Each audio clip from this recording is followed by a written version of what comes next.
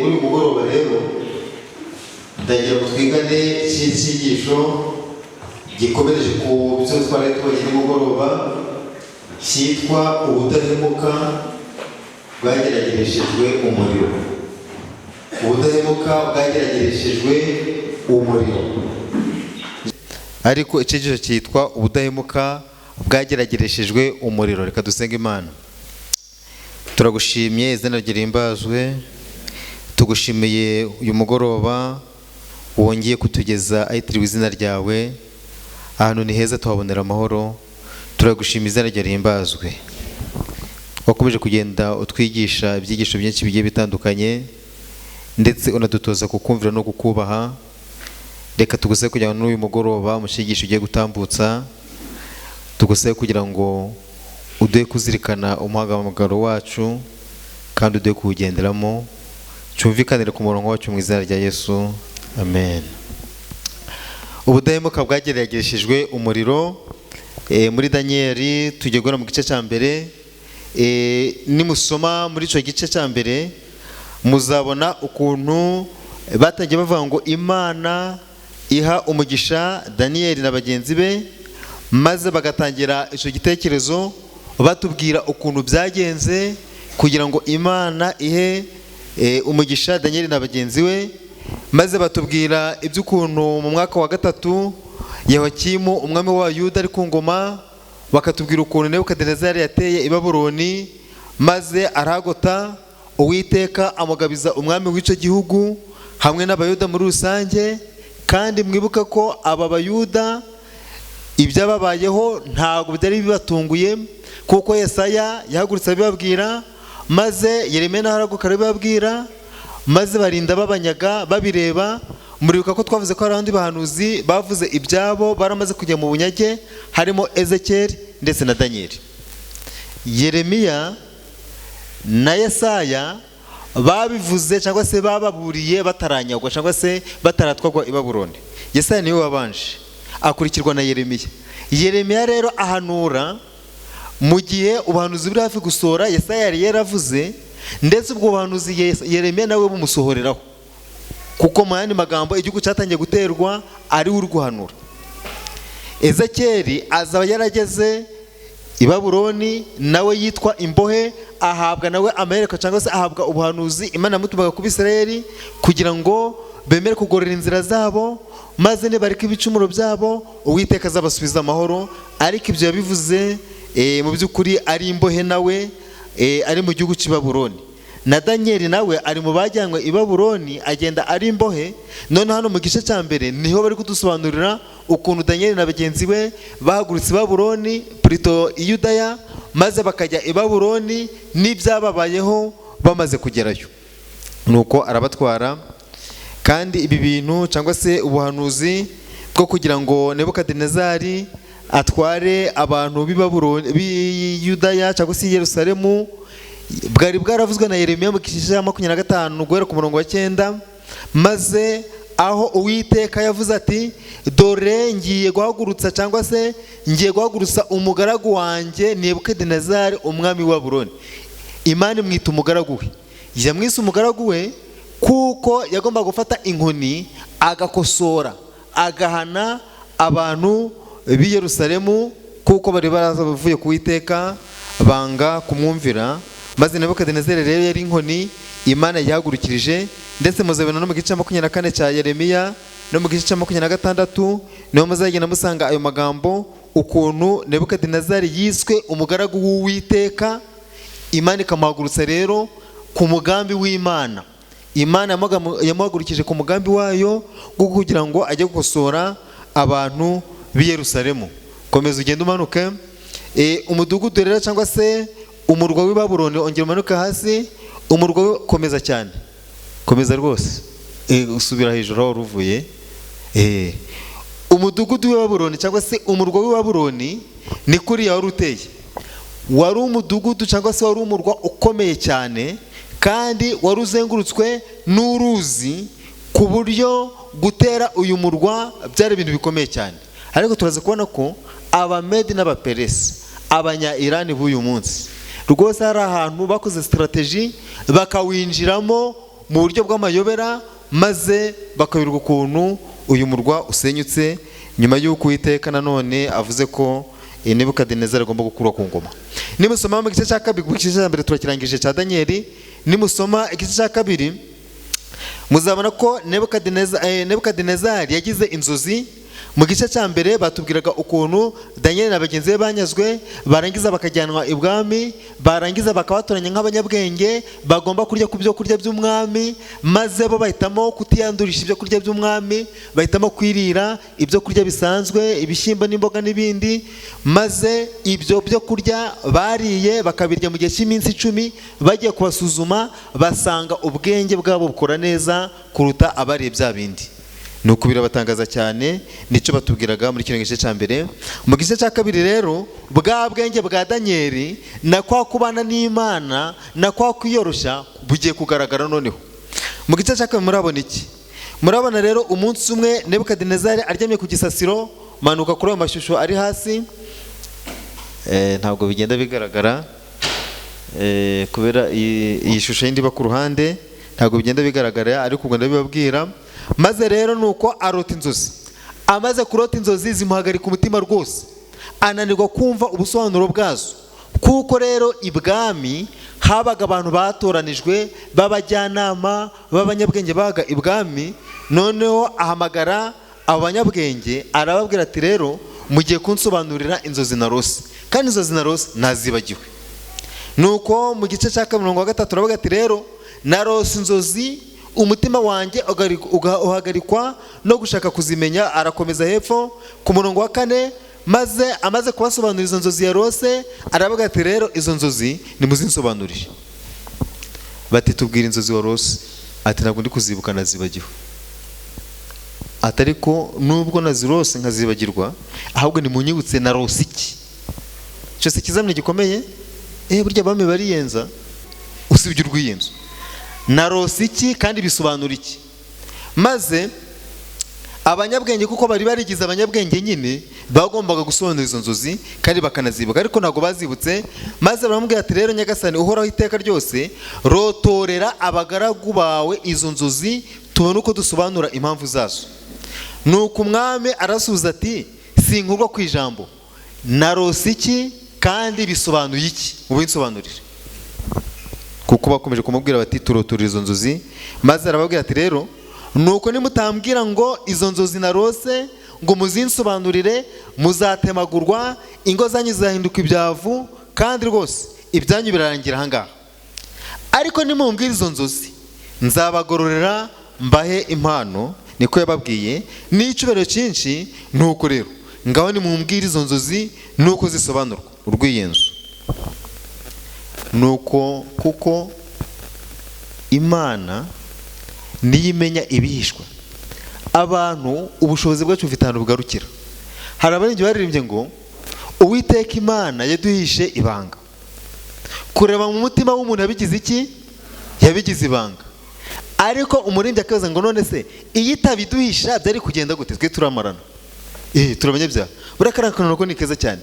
Kuba umuntu akwanga mukagendana azi neza akakwanga, kandi mwahora akagusuhuza akanagusekera, ibi ubuzima bugakomeza kandi akwanga. Ariko urebye mu mutima neza ukareba urwango akanga, wamusuhuza mwajyana ibibazo. Ariko kuko Imana ashaka ngo tukomeze tubane, iduhisha ubwo bushobozi bwo kureba mu mutima w'umuntu kugira ngo sosiyete itaba mbi. Kuko Imana idufunguye ubwonko tukareba mu mutima, ukantekereza ngo nkureba ikintu uko ntekerezaho, ibintu bizaba bibi cyane. Rero aba banyabwenge bari barigize abanyabwenge, maze babwira umwami, bamwemeza ukuntu bashaka no kureba ibihishwe. Igihe umwami rero babwiraga ati mumbwire ibyo narose nabyibagiwe kandi munabinsobanurire, nta kosa yakoze, nta n'urwiyenzo yarimo abiyenzaho, nibo bari barabimubwiye kuko bitwaga abanyabwenge. Mutajya ngo hano rero nuko Bibiliya ari ukuntu yandikwa, ariko ibintu byose ntubisoma ngo ubyumve. Ariko abanyabwenge nibo babyiteye, biyise abanyabwenge, bavuga ko bamenya n'ibihishwe kubwo bushobozi babufite. Icyo yabasabaga rero yumvaga kiri mu bushobozi bwabo kuko nibo babimubwiye. Nuko Abakolodayi rero baramwara, basubiriza imbere y'umwami icyarimwe bati nta muntu n'umwe wo mu isi wabasha kumenyesha umwami iryo jambo, kuko nta mwami cyangwa umutware cyangwa umutegeka wigeze gusobanuza umukonikoni wese cyangwa umupfumu cyangwa umukarudaya bene iryo jambo.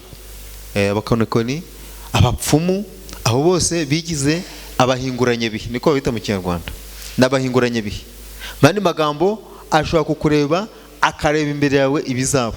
None uyu munsi rero birabananiye, kandi bavuze ko babishobora, kandi umwami arabahemba bakarya no ku byo kurya by'umwami. Mwibuke igihe Daniel na bagenzi be banga ku byo kurya by'umwami, ababo barabitikuraga buri munsi bakabirya bidagaduye. Mandi magambo rero bagomba kwishyura ibyo bariye, inka ya nyangara bagomba kwishyura, ariko biranze. Kandi barakomeza, kandi nta wundi wabasha kwerekana icyo umwami yabajije keretse imana zitabana n'abafite iki. Muzi ikintu bari bavuze mandi magambo, bari barigize abanyabwenge bigira nk'imana, none hejuru yabo bari kubona hari indi mana ifite ubushobozi iyo yabishobora kurutabo. Batangiye kwiga. Nubwo mandi magambo, nubwo isi yicara ikavuga ngo imana ntabwo yaremye isi n'ijuru, ngo rwose izi ni za fenomene zagiye zibaho, ngo umuntu ntabwo yaremwe, ngo habaye transformation, ngaturuka muri za microbe zirazamuka zigenda zibyara utundi tuntu ngo bigeze ku muntu. Bazi neza ko hari igihe bigera bakabona ko byose ari ubushobozi bw'iki, bw'Imana. Imana ni umuremyi, ntabwo ibyo bintu dukwiye kubishidikanyaho. Iyi Bibiliya ntibeshya, ntabwo turabasazi kuba twambara amakoti mukambara imikenyero tukaza tukiga iyi Imana. Ntabwo turabasazi, tuzi neza ko Imana iriho, tuzi ko ari umugenga wa byose. Muribuka ku isabato yabanje nabasobanuriye ukuntu Jean Paul Sartre ibintu yabihakanye, akavuga ngo Imana ntabwo igenza gute, ntibaho, ariko agiye gupfa akora imibare asanga Imana igenza gute. Yavuze ko bibaho. N'uwitwa René Descartes, René Descartes nawe umufilozofi, we yaravuze ngo il faut douter de tout. Ugomba gushidikanya kuri buri kimwe cyose, même l'existence de Dieu. No kubaho kw'Imana ugomba kugushidikanyaho, niko yavuze. Kandi abivuga ariko ngo mu rya Jean Paul Sartre wavuga ko Imana itagenza gute, itabaho, ariko bose mu mapfa yabo bemeraga ko Imana igenza gute, ibaho. Kandi ko kibaho, none se wambwira gute ko umuntu, yego abantu rwose dufite abanyabwenge benshi, wambwira gute ko umuntu yaremwa inyamaswa ikarema? Nta muntu wigeze arema inyamaswa, nta muntu wigeze arema umuntu, usibye ko ahubwo habaho ikoranabuhanga umuntu akavuka, ariko avuka n'undi akometse ku muntu. Siko bigenda? Ibi mujya mwumva ngo muri za laboratoire ngo intangangabo n'intangangore bazihuza zikabyara umwana, baba bazikuye mu muntu n'ubundi. Nta muntu wigeze arema umuntu. N'ibyo bagerageje bipfuko nguko ni ibirobo nyine, ariko umuntu ufite ubugingo buzima wamukemo n'Imana. Nta wundi muntu wamurema atari Imana. Niyo mpamvu rero abanyabwenge byageze birabacanga, babona uko byagenda kose hari ubundi bushobozi budasanzwe. Mwibuka ni muri Efeso, nagari kubuka ni bari muri Efeso, hari abantu Abagiriki baragiye bandika muri rompe, niko nabyita, bandika ngo iby'igicano, ngo iby'Imana itagenza gute, itamenyekana, itamenywa. Nuko babyanditse. Mandi magambo, basengaga ibigirwamana, ariko babona ubuzima bwo mu isi ukuntu bumeze, bakubata rero nubwo hari Imana tutazi cyangwa hari ibintu tudasobanukiwe, ariko uko byagenda kose ibintu ntabwo biriho ku busa. Hari Imana itazwi cyangwa se itamenwa, twe tutashobora gusobanura, ariko irahari uko byagenda kose. Maze Pawulo rero ngo aje muri Efeso, maze arabagete rero murebe kiriya capa mwanditse hariya, iby'iriya Mana mwavuze hari mwe mutazi, nibyo nje kubasobanurira.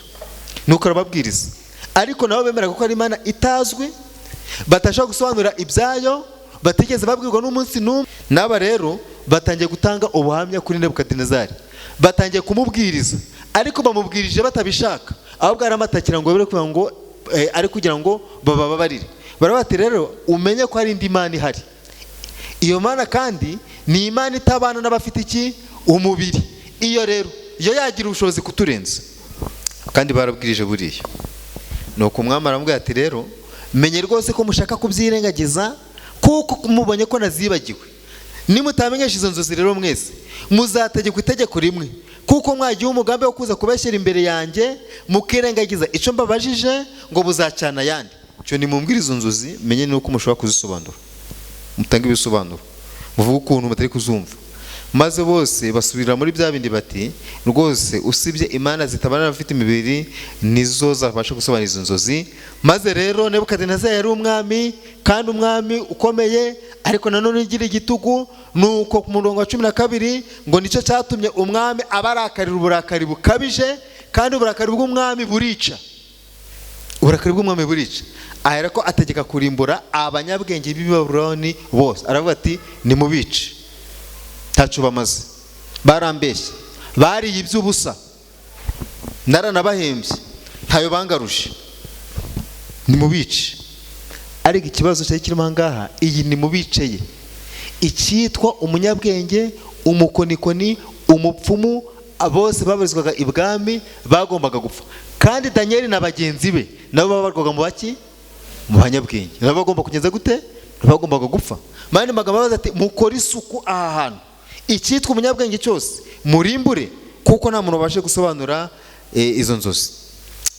Nuko ingoma ijya ku nama ngo abanyabwenge bice, bajya gushaka Daniel na bagenzi be ngo bagenze gute, ngo bicwe, nabo bagomba gupfa kuko ni abanyabwenge. Kandi itegeko cyangwa se inzozi zasobanujwe habuze uzisobanura. Nuko Daniel ariko aya makuru igihe byabaga ntabwo yigeze amenya iby'aya makuru. Ariko Daniel asubizanya Ariyoki umutware w'abasirikare barinda umwami ubwenge no kwitonda. Uwo niwe wari ugiye kwica abanyabwenge b'i Babuloni. Uyu bitaga Ariyoki, ubwo katumwite umujepe mukuru, niwe baga ibwami, ahabwa itegeko ry'uko agomba kubica. Nuko Daniel amubaza itegeko ryikubagaho ryari rimaze gutangwa, maze kandi abikorana ubwitonzi. Buri gihe abana b'Imana, abamenye Imana, iyo bavuga, iyo bakora, bakorana ubwitonzi, ku buryo ubarebye ubona ko byanga byakunda bafitemo muri bo imbaraga idasanzwe.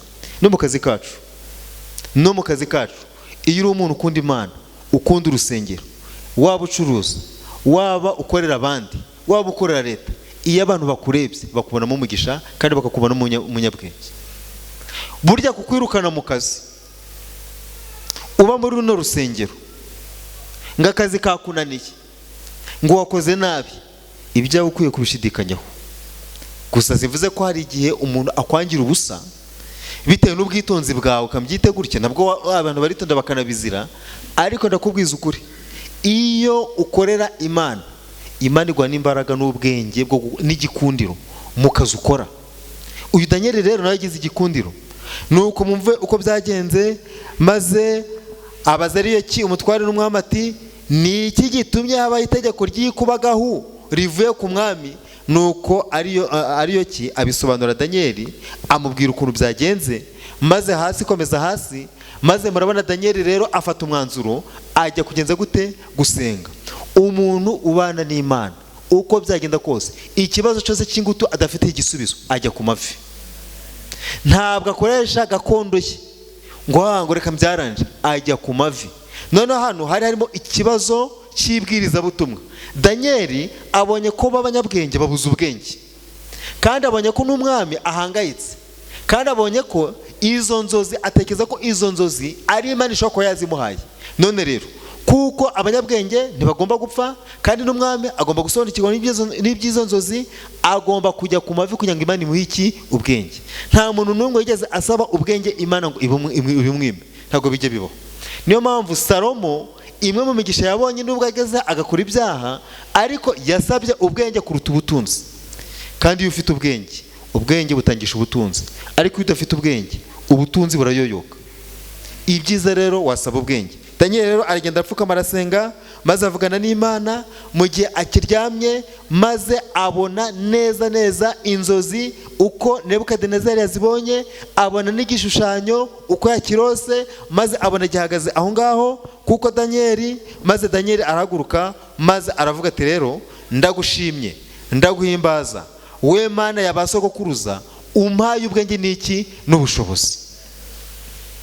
Iyi Mana dusenze ikaduha igisubizo. Ntabwo dukwiye kwishimira igisubizo tudashimye Imana. Mbere yuko twishima, tugomba kumanza dushimira Imana.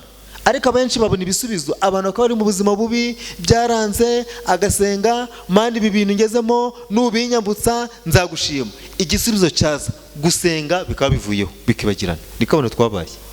ariko Daniel uko yabigenje, amaze kubona igisubizo cy'Imana yahise afata umwanzuro ajya gushimira Imana, maze aza imbere ya Nebukadinezari n'abanyabwenge, maze amusobanurira ukuntu byagenze, maze amubwira ati rero ariko mu ijuru hari Imana ihishira ibigenje gute. Mani magambo yamenye ibyo abanyabwenge bavuze bati keretse Imana zitabana n'abafite iki.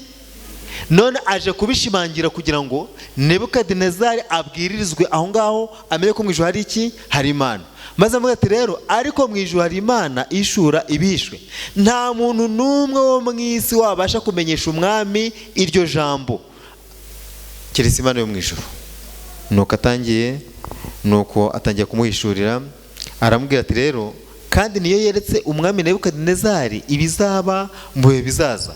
Aratangira amusobanurira inzozi. Nuko nyagasani, wabonye igishushanyo kinini, kandi icyo gishushanyo cyari kinini cyane, kirabagirana cyane, cyari kiguhagaze imbere, kandi ishusho yacu ikaba yari iteye ubwoba. Kubera iki yari iteye ubwoba? Ubwo ndi kubijyanirana icyarimwe. Igishushanyo yabonye igishushanyo kinini gihagaze imbere ye, umutwe wacu ari izahabu, noneho igituza n'amaboko byari ifeza, inda n'ibibero byari imiringa, amaguru yacu yari ibyuma, ibirenge byacu byari igice cy'ibyuma n'ikibumba.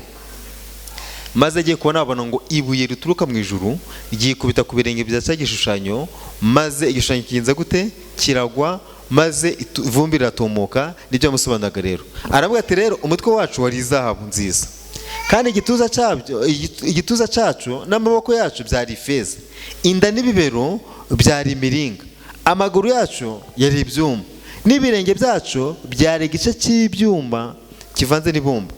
Urabyitegereza ugeze aho ibuye ryaziye ritarimbuwe n'intoki, ryikubita ku birenge by'icyo gishushanyo by'ibyuma n'ibumba, rirabimenagura.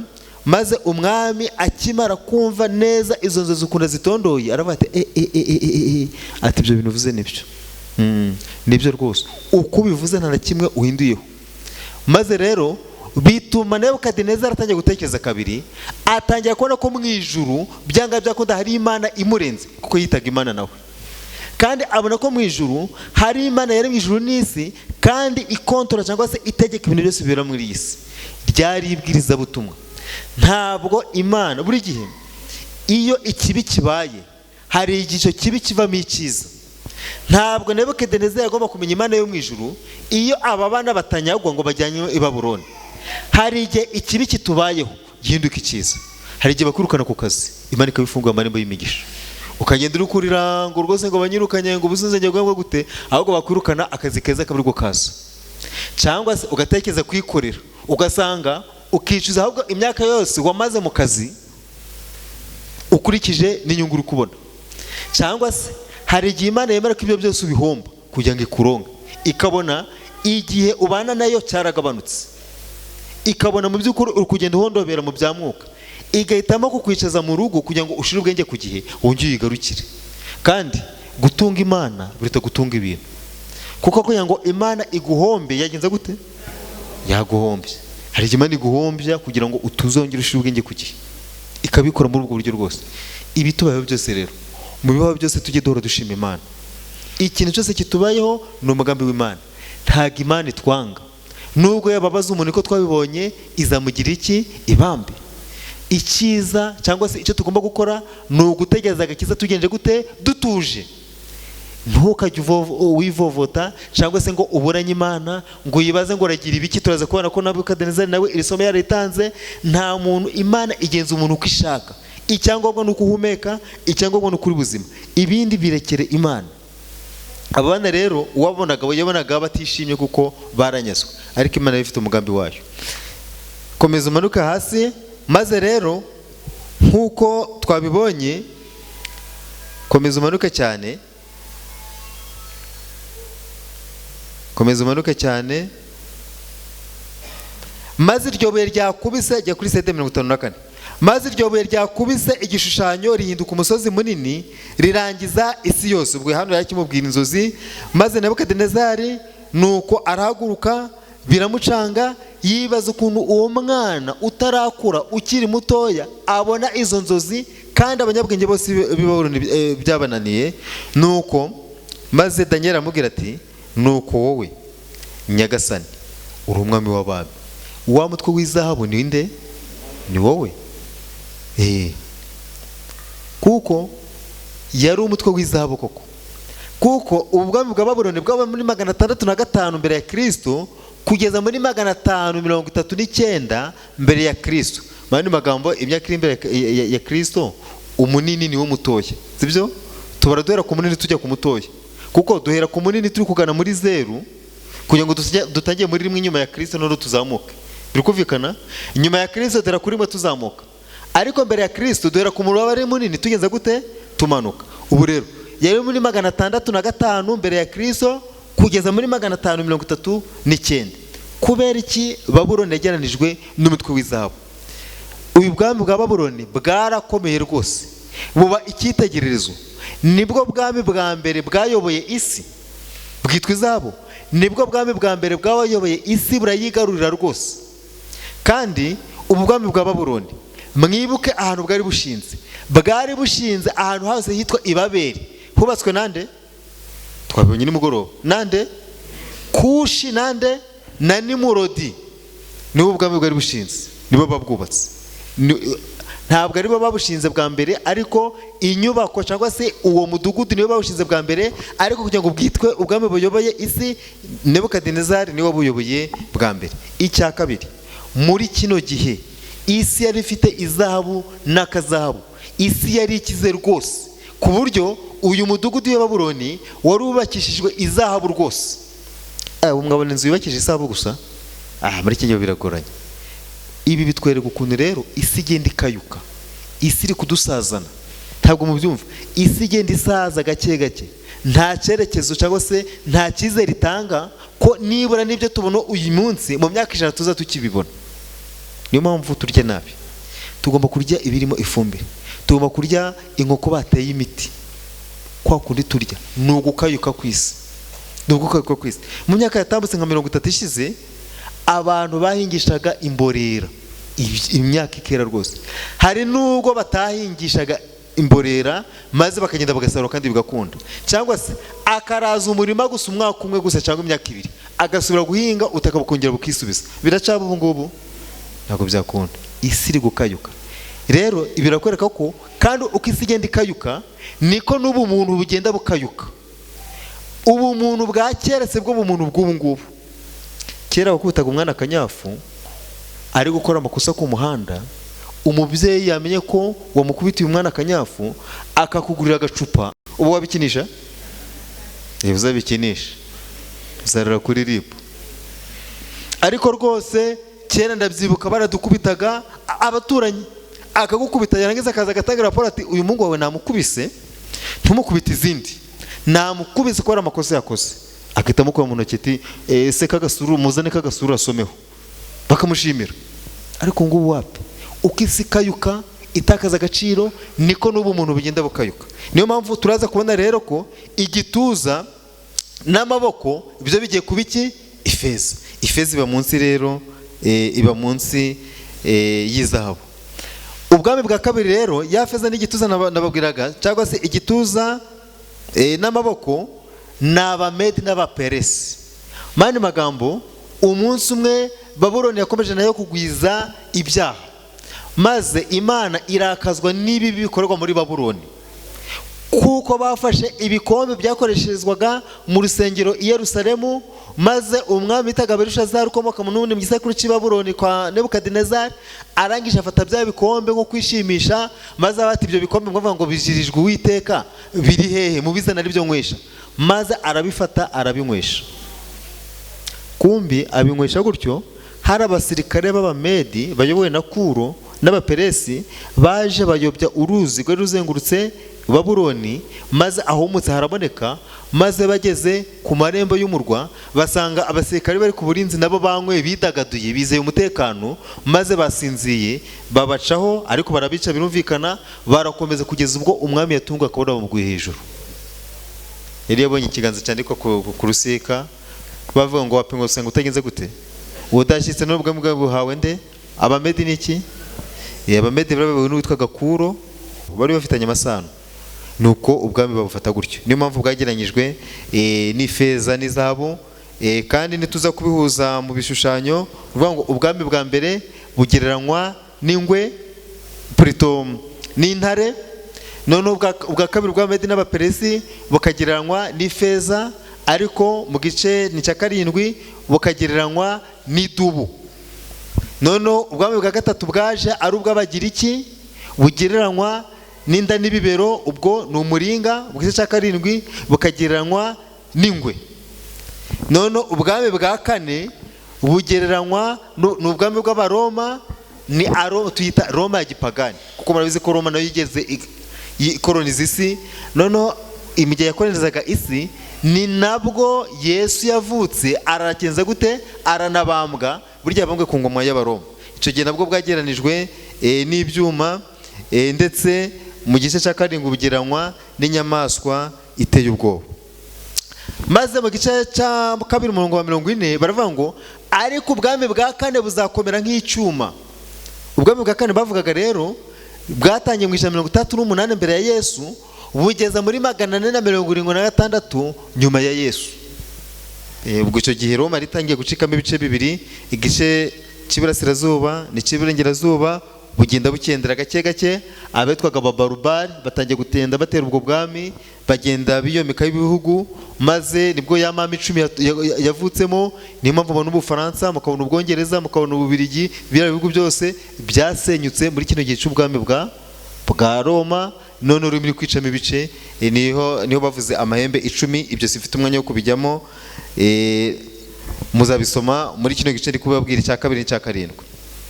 Nuko umwami abwira Daniel ati, amaze kumva izo nzozi, nukuri Imana yanyu niyo Mana nyamana, ni umwami w'abami, kandi niyishura ibihishwe, kuko ishoboye guhishura ibyo byahishwe abandi bagenje gute? Bananiwe. Mwumvishe ibwiriza butumwa ryakozwe. Noneho Nebukadinezari ubwenge burakangutse, abonye ko burya hari indi mana irutawe, kuko yiyitaga Imana, kandi abona ko hari indi mana iruta ibigirwamana yasengaga, kuko ibigirwamana byananiwe guhishura ibyahishwe.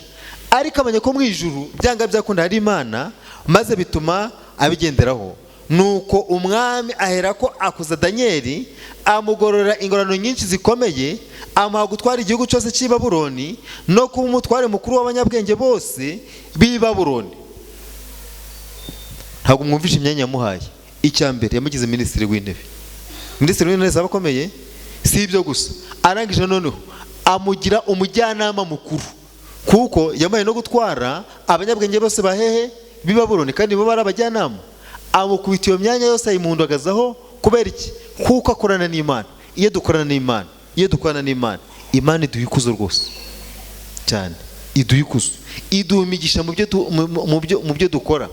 Muzasome Gutegeka kwa 2 igice cya 28. Uwiteka yabwiye Mose, maze Mose nawe aza kubwira Abisirayeli, maze atangira avuga ati muri icyo gice cya 28 arangira avuga ati Abisirayeli bose bavuga bati amen, bati amen.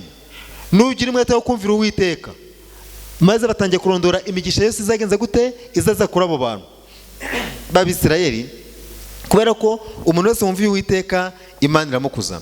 Mu gice cya 3 noneho, mu gice cya 2 twakirangije, tugeze mu gice cya 3. Bigeze mu gice cya 3, nubwo Nebukadinezari mu gice cya 2 yahawe iyerekwa, maze akabona ko mu ijuru hari Imana, ubwenge burongeye burayobye, aribagiwe. Yibagiye ko mu ijuru hari iki? Hari Imana. Nuko Nebukadinezari ategeka ko abantu bose, cyangwa se abajisha igishushanyo, maze ategeka ko abantu bose bagenza gute? Bakiramya. Kandi mu gice cya 2 Imana yamwiyeretse, imwereka mu nzozi. None ikoresha Danieli kugira ngo imwereke ko mu ijuru hari Imana, ndetse yima ubwenge b'abanyabwenge b'Abakarudaya banegwa gusobanura izo nzozi. None arabyibagiwe. Kandi kabana duteye, iyo turi mu kaga, nabibabwiye, iyo turi mu makuba, Imana turayibuka. Mani magambo, iyo umuntu ari mu kaga, ijwi riba risakuza atakambira Imana, ariko maze atumaho abantu bose n'abanyabwenge bose, araza ati nimuramye kino gishushanyo. Babaha amabwiriza yuko nibumva amakondera, amabura n'ibiki byose n'ibikoresho byose bisanzwe by'umuziki bivuze, bose bagomba kubarara hasi. Abahungu uko ari batatu, abanyabwenge batatu. Danieli yarari hehe? Yari Saduraka, Meshaki nande? None Danieli yarari hehe? Hari urimo ahangaha? Danieli ntabwo yarahari. Abahungu batatu nibo bari baje, maze abahungu batatu biyemeza kutaramya indi mana, kuko ni umuco w'Abisirayeli. Iyo umwana akivuka bamwigisha umuco w'Abisirayeli, bakamwigisha nuko basenga Imana. Rwose n'iyi saha barigishwa uko byagenda kose, bakigishwa umuco wabo, wari umuco wabo, bakamutoza no kubaha Imana, ndetse bakamutoza no gusoma ibyanditswe byera, bakamenya indangagaciro zabo. Ni umuco wabo, ni nawe ugomba kuba umuco wacu. Abadiventisi umunsi wa karindwi, abana bakivuka, akimara gufunguka ubwenge, dukwiye kumutoza gusoma ibyanditswe byera. Umwana iyo akuze rwose abigenderamo. Shima ko bagira ishuri ry'abana ryiza. Nibuka amasomo yose nize nkiri umwana, ndayibuka. Amategeko uko nayize nkiri umwana, ndayibuka. Icyumweru cy'inama uko nakize nkiri umwana, nta handi nakigiye, nakize ndi mu cyiciro cy'abana, ndabyibuka. Iyo bimwigishije akabigenderamo, akabifata, biba byiza cyane. Abahungu rero kuko bari baratojwe gutyo, bo banze kuramya indi mana, maze rero batanga raporo. Umwami arabimenya, nuko arababwira ati rero nuko noneho nimwumva tugiye gusubiramo ubwa kabiri. Nuko noneho nimwumva amajwi y'amahembe n'imyirongi n'inanga n'isambuka n'amabura n'amakondera n'ibintu by'ubwoko byose bivuga, mukemera mukubarara hasi, mukaramya igishushanyo nakoze, ni byiza. Ariko nimutakiramya, ako kanya murajugunywa mu itanura ry'umuriro ugurumana. Mbese Imana iri bubakize amaboko yanjye ni iyihe? Ariko yigeze avuga ko Imana ibaho?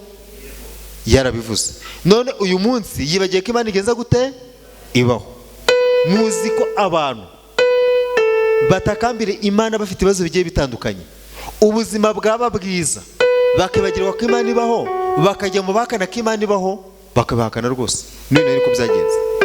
Noneho baramubwira bati rero niba ari ibyo, Imana yacu dukorera ibasha kudukiza mu itanura ry'umuriro ugurumana, kandi izadukiza ukuboko kwawe, kandi naho utadukiza ntabwo twapfukamira igishushanyo wakoze. Nuko rero itanura bararyenyegiza. Nebukadinezari arangije, abana bamaze kwanga, maze babajugunya mu itanura ry'umuriro.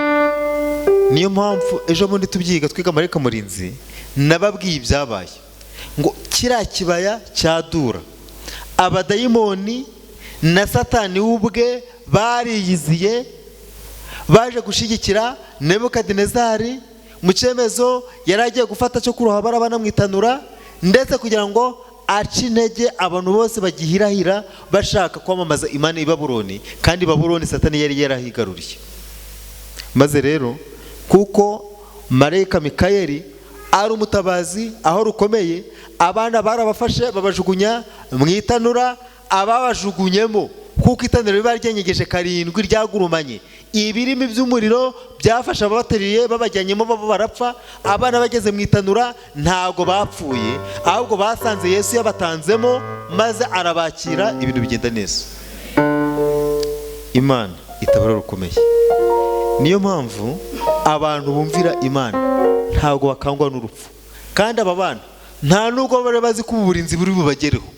Baravuze ngo Imana ibasha kugenza gute? Kudukiza. Ariko nayo itatugenza gute? Itadukiza. Tuzabibona ejo. Nzaba urutonde rw'abantu bose bazize akarengane, gwere kuba waridensi, bahuse, intumwa. Nzababwira ukuntu ejo muzaza, nzababwira ukuntu byagiye bagendekera. Buri wese babwiye n'urupfu yagiye apfa. Ariko abo bose bemeraga gupfa bazi neza ko Imana rigitagenza gute? Itabakiza. Ariko bavuga ati rero aho gupfa ndi umunyabyaha, mpakanye Imana, ahubwo napfa nyemera nyivuga nkazazukira ubugingo bugenza gute buhoraho. Ntago abana b'Imana kwiye gutinya urupfu. Urupfu rubundi urarwanga uyu munsi ariko nta myaka 100 uzamara. Ibyiza rero aho gupfa wihakanye Imana, ahubwo wapfa uyemera ukajya kuzimu ariko ukazazukira ubugingo buhoraho. Maze Nebukadinezari rero agiye kwitegereza, maze arabata ariko se none byagenze gute ko twajugunye abantu 3 mwitanura tukaba turi kubona abantu 4 kandi wakandi ko arasa n'umwana w'iki w'Imana. Irindi bwiriza butumwa rimugezeho bwa kangahe? Bwa kabiri. Ubwa mbere yaboneye kuri Danieli, ubwa kabiri abiboneye hehe? Mwitanura. Maze aravuga ati rero, Nebukadinezari aravuga ati rero, Imana ya Saduraka na Meshaki na Abedenego ishimwe. Ubwo yihanye bwa kabiri amenye ko ihari, niyo yohereje marayika wayo ikiza abagaragu bayo bayiringiye, kuko bigurukije ijambo ry'umwami bagahara amagara yabo. Abantu bazigurutsa ijambo ry'isi ry'abategeka b'isi ry'abagiye kuturenganya bakemera guhara amagara yabo, muzabicigisho cyiza ku basigaye. Nubwo mwapfa muzi ko nta muntu mwihanishije, ariko amaraso yanyu azayihanisha abantu. Niko n'abakira byabagendekeye, niko abakristo bo hambere byabagendekeye.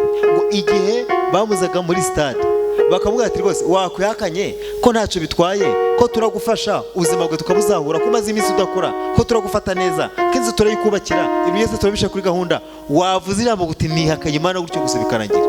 Akavuga ati oya, akwiye nihakane Imana yanjye n'imyaka yose maze nahitamo gupfa. Intare ikamusimbukira ikamushwanyaguza, bose bakomera kuko abadayimoni baga babarimo nta mwe baga bafite, maze ikabashwanyaguza bose bari kubireba. Ariko igengo yamaraga gupfa, abantu babyitegerezaga benshi bakurwaga ku mutima n'ibibaye. Niba umuntu yemera gupfa azira iyo Mana, iyi Mana ibaho, kuko abantu ntabwo ari abasazi runaka kuze tumuzi, yari umuntu w'umugabo. Kuba yemeye gupfa abantu bafite ibanga, akavuga ati nanjye ni muncira intare, bakihana gutyo. Rero natwe niko bizatugendekera, kandi tugomba kuzihara amagara yacu. None avuga ngo bigurukije ijambo ry'umwami bagara amagara yabo, kugira ngo batagira indi mana yose bakorera cyangwa basenga atari Imana yabo. Uwiteka abereye mwiza abamutegereje n'ubugingo bw'abamushaka.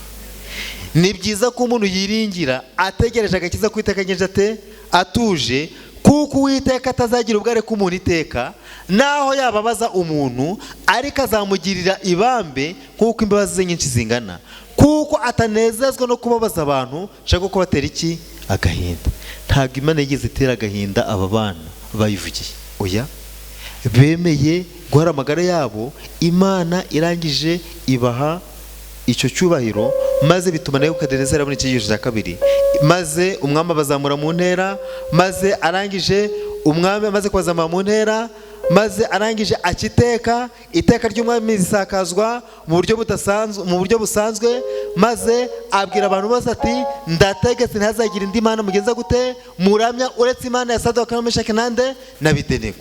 Barabwirije, nuko barangije icyo kibwiriza nacyo kiratambuka kibaye cya kabiri. Niyo mpamvu bari kutubwira ngo buri gihe abantu bahora biteguye kuvuga iby'Imana yabakoreye ku birebana n'inyungu yabo babonye ndetse n'imigisha yabahaye. Twari dukwiye nanone guhora twiteguye ko kuvuga iby'Imana yadukoreye ku byerekeranye no gucishwa bugufi ndetse n'ibihano Imana yagenje gute yaduhaye. Buri gihe muzarebe abantu iyo batanga ubuhamya bari gushima Imana hano mu ishuri ryo kwisabato cyangwa se kwisabato ya mbere twirije ubusa no gusenga, abantu baza ati rwose nagize ikibazo cy'uburwayi, nuko ndarwara ndaremba, nsaba Imana ngo Imana umfashe ungize muri buno burwayi, abaganga byabananiye, none ndashima Imana ko ndi muzima. Siko dushima Imana? Cyangwa se umwana wanjye wari bamwirukanye, nabuze minerivari, mbona umugira neza abaramwishuriye, tugashima Imana. Ariko ntabwo dukwiye gushima Imana mu byiza gusa, ahubwo n'igihe Imana yaduhannye tukicisha bugufi tukwiye gushima Imana. Nashimye umubwiriza umwe waje kutubwiriza ku Kimisagara, simuvuze izina, muzajye kuri YouTube muzamubona, maze atanga ubuhamya bati rero ndashima Imana ko yanyambuye imitungo yose nari mfite, kubera ko ibintu byaragwiriye, bimaze kugwira mbura akanya ko gusenga Imana, maze gukaba n'umugore arakabura, ahubwo kuvugana nabi gutangira kuzamuka kuko twaga dufite stress, maze rero Imana irankosora, ibintu byose irabinyaka, ibintu byose baragurisha, ibintu byose biragenda. Ndashimira Imana ko yabinyambuye, narangiza ubu ngubu nkaba mfite umwanya wo gusenga. Ni bande batanga ubwo buhamya bangahe? Ugashima Imana ko kombe ama etage. Oya, ariko dukwiye no gushima Imana ko yatwambiye ibituma tudasabana nayo. Tugomba kwishimira Imana. Uyo yarabishimye, ariko abantu benshi ntago jya bikora. Daniel rero Plito Nebukadinezari nawe rero yari akwiye gushima Imana ko mu by'ukuri abonye ishigisho gikomeye. Ngana ku musozi rero, maze aravuga ati nico cyatumye nciteka, kugira ngo umuntu wese wo mu moko yose y'indimi zitari zimwe uzavuga nabi Imana, Sadraka na Meshaki na Abedenego azatemagurwe, kandi urugogo ruzahinduka nk'icyavu, kuko ari nta yindi Mana ibasha gukiza bene aka kageni ngo ikure abantu mu muriro ungana kuriya ari bazima. Cyari ikigisho gikomeye cyane. Atanga ubwo buhamya. Ariko igitangaje, uyu mugabo Nebukadinezari abonye icyigisho ku nshuro ya kabiri. Arangije undi munsi rero, uyu mugabo bita Nebukadinezari arongera arota izindi nzozi, azirotorera Daniel mu gice cya 4, muzabisoma. Noneho arangije amaze kurota izo nzozi, yarose izi nzozi rero muzasoma mu gice cya 4. Njyewe umwami Nebukadinezari ndabandikiye bantu mwese bo mu moko yose, amahoro agwire muri mwe. Ariko twangize ubwo nitwe kwandikira, nishimiye kwerura ibimenyetso n'ibitangaza Imana isumba byose yankoreye. Erega ibimenyetso byayo ni byinshi, ibitangaza byayo birakomeye, ubwami bwayo nibwo bwami butazashira, kandi ingoma yayo ihoraho uko ibihe bihaye iki ibindi. Mu gice cya 4 ubwo ni igice cya 3 gisoza ku murongo wa 31. Arangije rero, njyewe Nebukadinezari nari nagwiriwe neza, nezerewe, ndota inzozi ziteye ubwoba. Mani magambo muri Yeremiya bamwise ngo ni umugaragu w'Uwiteka, kubera ko ibyamubayeho bwabaye ubuhamya bukomeye na nisa tuciga mu mateka, kandi yari umwami w'umupagani, ariko n'umwe mu bami b'icyubugingo buhoraho, kandi yari umupagani. Azajya mu ijuru Nebukadinezari, urugendo rwe ntabwo yarusoje nabi. Ibintu byose byamubagaho byari ibintu bimwigisha. Niyo mpamvu uyu mugabo azajya mu ijuru.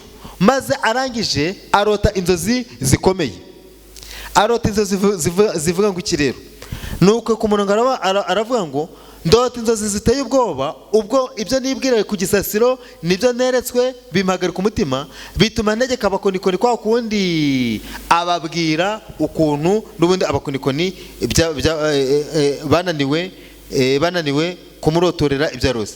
Ibyo neretswe ndi ku gisasiro nibi ngo nagiye kubona mbona igiti ku murongo wa 7, igiti kiri mu isi hagati, uburebure bwacu bwari bukabije, icyo giti kirakura kirakomera, ubushori bwacu bugera ku ijuru, kitegera abo kumera y'isi yose, maze inyoni n'ibiki byose biza kwarika muri icyo giti, maze haza itegeko ngo tsinda icyo giti, ariko igishyitsi n'ugenze gute n'imizi ntubirandure. Maze ahamagara babakunikoni n'ubundi ati munsomere izi nzozi. Bati rwose izo nzozi ntabwo twagenze gute, ariko abantu bahembwaga y'iki? Izo nzozi ntabwo tuzishoboye. Maze bahagana Daniel n'ubundi, Daniel amenye iby'izo nzozi n'ubundi kwa kundi yabinyuze mu isengesho Imana irazimuha, maze biramutangaza cyane. Arambwira ati izi nzozi warose zikabije kuba mbi, zirakaba ku mwanzi wawe. Arazimurotora rero, ati icyo giti wabonye n'iki ni wowe, kandi izo nzozi ukunda ari mbi, icyo giti rero wabonye cyakomeye, ubushorishori bwacu bukagera mu ijuru, kikitegera abo kumera y'isi, kandi ibibabi byacu byari byiza, kikaba cyari gihunze imbuto. Icyo giti ni wowe Nyagasani, warakuze urakomera, gukomera kwawe kurakura kugera ku ijuru, n'ubutware bwawe bugera ku mpera z'isi, kuko yategekaga isi yose. Kandi nk'uko umwami yabonye uwera wagizwe umurinzi amanuka ava mu ijuru, akavuga ati tsinda icyo giti ukimareho, ariko igishyitsi n'imizi byacu bihambiriza icyuma n'umuringa, ubarekeye mu gitaka. Aramusobanurira, aramubwira ati nuko nguko uko bisobanurwa Nyagasani, umenye ko itegeko ry'isumba ryose rigeze ku mwami databuja ngo uzirukanwa mu bantu, ubane n'inyamaswa zo mu ishyamba, uzarisha nk'inka, uzatorwaho n'ikime kiva mu ijuru, uzamara ibihe 7 umeze utyo, kugeza ubwo uzamenya ko isumba byose ari itegeka ubwami bw'abantu, ikabugaburira uwo ishaka wese. Niko byagenze. Yamaze imyaka 7 mu ishyamba, arisha nk'ihene, arisha nk'inka. Kandi azize iki? kuko yaratembeye maze amaze kugubwa neza, arangije nko muri etaje hejuru arareba Yerusalemu uko wareba i Kigali hose uhagaze za Jabana hejuru cyangwa za hano za Rebero ku gasozi hejuru, arangije aritekereza ati ngiyi Babuloni nangira nigeze gute niyubakiye, ntuburusibonye ko nanjye ndi Imana kuko nariyubakiye. Maze rero Nebukadinezari hashize amezi 12 umwami ari Babuloni arambagira urugo rw'ibwami, maze avati ngiyi Babuloni yanjye hakomeye niyubakiye, ngo habe mu rwanjye nturaho nkubakisha imbaraga z'amaboko yanjye, ngo haheshe ubwami bwanjye icyubahiro. Nuko atarangiza kuvuga ayo magambo, haza ijwi rivuye mu ijuru rimutunguye riramubwira ati yewe mwami Nebukadinezari we, ni wowe ubwirwa, ubwami bwawe ubukuweho. Akibukurwaho rero ako kanya cyumva ijwi ahita ahinduka inyamaswa, abibera mu ishyamba, aragenda agikurishanya n'izindi nyamaswa. Ariko muri ukuntu Imana ari igitangaza, nta kintu na kimwe Imana ivuga ngo ngo yivuguruze. Nebukadinezari imyaka 7 yose ari mu ishyamba, nta muntu wahirahiye kumukuraho, nta nubwo abantu bashatse kumuhirika, nta nubwo bategereje ngo umwami ninde. Imana yamurindiye ubwami irabugumana kuko yari kumwigisha icyigisho mu ishyamba. Maze rimwe umunsi umwe, maze ngo akenge karagaruka, maze aravuga ati mpera ko nshimira isumba byose, ndayambaza nubaha ihora iteka, kuko ubwami bwayo ari bwo bwami butazashira, kandi ingoma yayo izahoraho uko ibihe bihaye ibindi. Niyo ngo yarabyutse umunsi umwe, ubwenge bugenza gute buragaruka, atari ko ndi hano ndi gukora iki, aribyo asanga ari mu ishyamba, none sindi kuhakora iki, ubwenge buragaruka. None sinavuye hehe, navuye i Babuloni, hagenda nari ndi umwami, nari ndi umwami. Arongera Imana imusubiza ubuzima, arongera yambara neza, asubira ibwami, maze ajya kuyobora ubwami. Imana yampaye icyigisho gikomeye, igihe n'ibyago byakugezeho ntugacike intege. Hari igihe muri ibyo byago Imana iri kukwigishirizamo, ishaka kukwigarurira, ishaka kukugarura ngo ujye kuri gahunda. Nuko barangije aravuga ati ku murongo wa 34, none njye Nebukadinezari ndashimira umwami wo mu ijuru, ndamusingiza, ndamwubaha, kuko imirimo ye yose ari y'ukuri kandi inzira ze ari zigororotse, ariko abibone ibasha kubacisha bugufi. None arakomeza avuga ati rero nuko rero nk'uko umwuka wera avuga, murambabarira gatoya, amaze kuvuga ayo magambo rero yanagaragaje ko yaravuze ati Imana mu migambi yayo nta wabasha kuyikoma mu nkokora cyangwa kuyibaza ati uragira ibiki. Imana iguhaye umugisha ibiwuguhaye, Imana ibyago yemeye ko bikugeraho biba bikugezeho, ntiwayicisha impaka ngo uvuge ati rero ibyago nubwo bingezeho bimara iminsi 3 mu cyumweru gitanzabe nasubiye kuri gahunda. Uya nta uyibaza ngo uragira ibiki, nta nuyigisha impaka. Nuko Nebukadinezari yabivuze, birangira muri kino gice atanze ubuhamya ku isi yose, agaragaza ko mu ijuru hari Imana, kandi Imana niyo ifite ubushobozi, niyo itwara abatware, niyo nyiri ibiremwa byose biba ku isi. Kuko icya mbere yayiboneye mu gishushanyo yabonye, icya kabiri yigaragaza mu itanura ry'umuriro ugurumana, icya gatatu imwiyeretse imuha ibihano by'uko atumviye iki, atumviye Imana. Muri uyu mugoroba rero mumenye ko mu ijuru hari Imana, kandi Imana ishobora byose. Imana izi ubuzima bwacu, Imana izi uko tubayeho, Imana itadutererana. Ibitubayeho byose tujye tubishimira Imana, byaba byiza cyangwa bibi, twemere ko ubuzima bwacu bifite mu kiganza cyayo, ntabwo yatubabaza igamije kutuhemukira. Ibitubayeho byose byaba ibigeragezo, tujye twemera bitugereho, kandi tujye twishimira ko ibyo bitubayeho. Tujye twishimira mu bibaho byose, tujye dushima Imana. Muri umugoroba rero reka buri wese azirikane guhamagarwa ke, abe nk'abari abasore batanze ubuhamya, ukwizera kwabo kukageragereshwa umuriro, maze bigatuma mu by'ukuri ab'i Babuloni bamenya ko mu ijuru hari Imana, by'umwihariko kubereye kuri Nebukadinezari. Aho turi ku maseta yacu, aho turi mu kazi kacu, aho turi mu mirimo yacu buri munsi, abantu bajye batureba bamenye ko dufite Imana. Igihe ibigeragezo bizaba bitugezeho cyangwa se akarengane kazatugeraho, tuzibuke ko mu ijuru hari Imana, ndetse tuteye gucibwa intege n'ibitubayeho, ahubwo tujye tuba abatanga abahamya beza, abantu baturebera mu mibabaro yacu, bigatuma bihana mu izina rya Yesu. Hari umushyitsi wari ngo tumusengere na muri uyu mugoroba, turi kugenda tugana ku musozo w'aya mavuna yacu, turi kugenda tugana ku musozo, kandi ku isabato tuzagira n'umubatizo nk'uko bisanzwe. Ubwo Janvier mu kanya araza gukora raporo, turebe neza raporo yazabatizwa, muraza kumwegera. Ariko mbere yuko dusoza tugana ku musozo, hari abashyitsi bari ngo tubashe mu biganza by'Imana bavuga bati natwe turashaka gukurikira Imana, imibereho yacu ikaba imibereho yejejwe kandi ikazajya iba imibereho itanga ubuhamya isi yigiraho. Natambuka zana imbere tumusengera, natambuka zimbere hano tumusengere niba hari, kandi niba atanahari turagana ku musozo. Ariko ibyiza nuko iyo uje tukagushira mu biganza by'Imana ubugiye mu bwishingizi budasanzwe. Isi yo nta cyizere itanga, ariko tugusengeye tukurambuye ibiganza nk'abakuru b'itorero duhari na pasitoro, ubugiye mu bwishingizi budasanzwe tuba tukweguriye Imana. Ngo nani imbere rero tugushima ibiganza by'Imana tugusengera niba uhari. Niba adahari murahaguruka dusenge isengesho risoza batanga amatangazo. Ariko ahari muri uko guhaguruka yakwigira imbere tukamusengera, none tugasakana ku musozo. Reka dusenge Imana. Urakoze Mana yacu, turagushimye, izina ryawe rihimbazwe. Twigiye kuri Danieli n'abasore batatu, tubonye ukuntu ubudahemuka bwabo bwageragereshejwe umuriro, ukabana nabo mu itanura ry'umuriro ugurumana. Nta nubwo twavuze ku bya Danieli ukuntu yajugunywe mu rwobo rw'intare, ariko agakomeza akakunambaho. Ntabwo bigeze batinya urupfu, barebaga hirya y'ubuzima bakabona ibyasezeranijwe, maze bakumva barabyishimiye cyane nubwo bitari biba bakabigezeho. Ibyo byatumaga bemera kujya mu rupfu batitaye ukuri bibagendekere, ndetse batitaye no ku rupfu bari bupfe uko ruraba rumeze. Reka tugushime ko wabaye izo mbaraga, izina ryawe rihimbazwe. Uko kwizera bari bafite rero natwe turagukeneye mu gihe dusohoyemo. Turashaka kugira kwizera guhamye. Ubuzima bw'isi bugenda butujugunya hirya no hino, uturinde kubuhanga amaso. Duhanga amaso wowe wenyine, tugutumbire dutegereje agakiza gaturuka iwawe.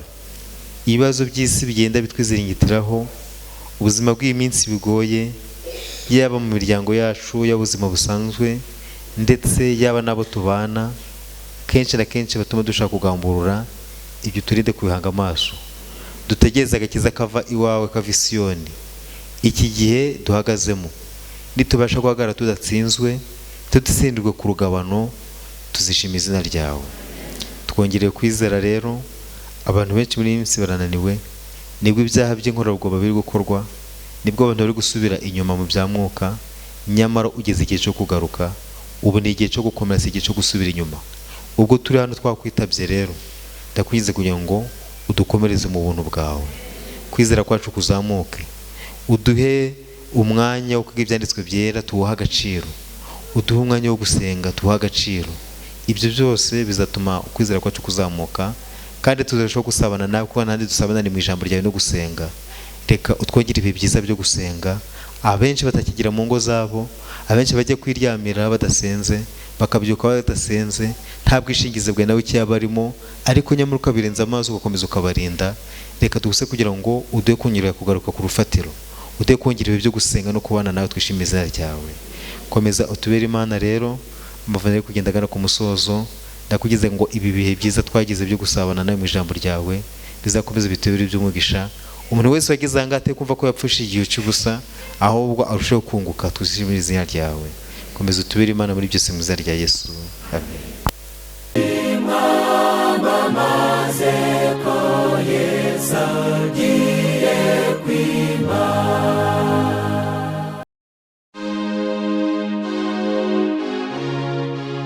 Abo bose bapfuye bakizera, batarahabwa ibyasezeranijwe, ahubwo babiroraga bakiri kure cyane bakabyishimira.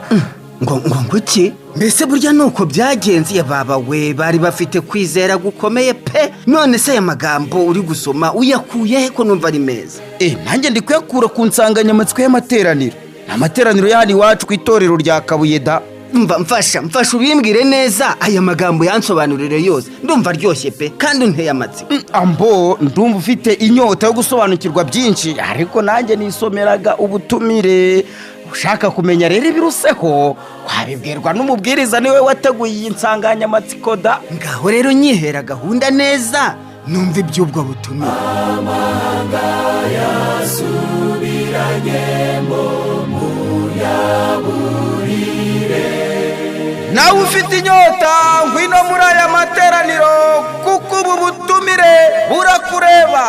Itorero ry'Abadiventisiti b'umunsi wa karindwi rya Kabuye mu ntara y'ivugabutumwa ya Erayono Fili y'Uburasirazuba bwo hagati mu Rwanda ribinyujije mu cyiciro cy'imirimo y'abagabo ryaguteguriye amateraniro y'ivugabutumwa y'ibyumweru 2. Nuguhera ku isabato tariki 21 z'ukwezi kwa gatatu kugera ku isabato tariki 4 z'ukwezi kwa kane 2026 turi kumwe n'umubwiriza Tuyisenge Celestin mu nsanganyamatsiko igira iti kwa kwizera kw'abakurambere kuracyakenewe mu isaha dusohoyemo. Ishingiye mu Baheburayo 11 umurongo wa 13. Gahunda y'aya materaniro iteye itya: ku isabato nuguhera saa 8 kugera saa 12 z'umugoroba. Ku wa mbere w'iminsi 7 dimanche nuguhera saa 10 kugera saa 1 z'umugoroba, naho mu yindi minsi nuguhera saa 11 kugera saa 1 z'umugoroba. Muri aya materaniro turi kumwe n'amakorari mukunda cyane nka korari Emmanuel yo kuri RMS Kamukina, Urumuri yo ku itorero rya Kimisagara, Igihe niki ya Kimisagara, Cornerstone yo muri Asayuwara Nyarugenge, korari y'icyiciro cy'abatabazi ku itorero ry'Abadventisi umunsi wa karindwi rya Gikondo, n'andi makorari atandukanye. Sangiza abandi ubu butumire twese tubyitabire.